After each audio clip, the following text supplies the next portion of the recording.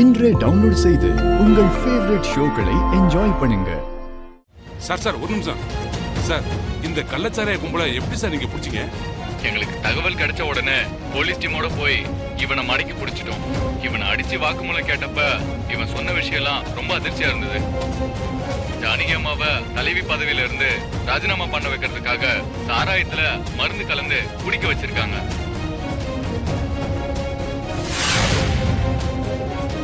அவங்களுக்கு நிர்வாகத்தை சரியா நடத்த தெரியலன்னு சொல்லி குற்றச்சாட்டை எழுப்பி அவங்கள பதவியில இருந்து இறக்கணும்னு திட்டமிட்டு இந்த சதியை பண்ணிருக்காங்க.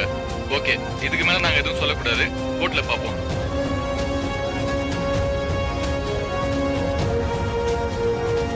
ஐயா, எங்களை மன்னிச்சிருங்கய்யா.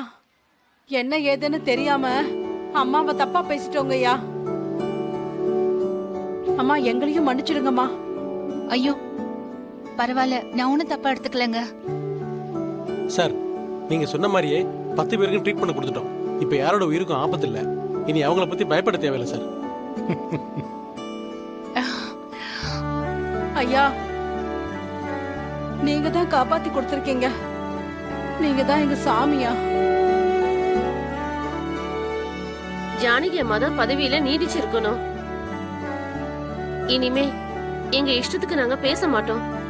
எங்களை மன்னிச்சிருங்கம்மா. பரவாயில்லம்மா. இனிமேலும் ஜானகி தான் தலைவியா இருப்பாங்க.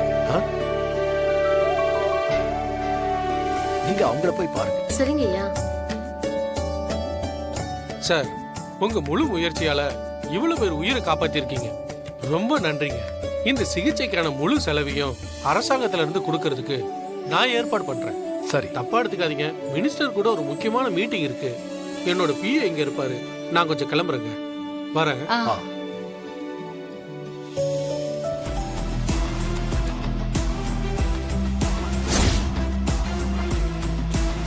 சார், ரொம்ப தேங்க்ஸ் சார். இருக்கட்டும் சார்.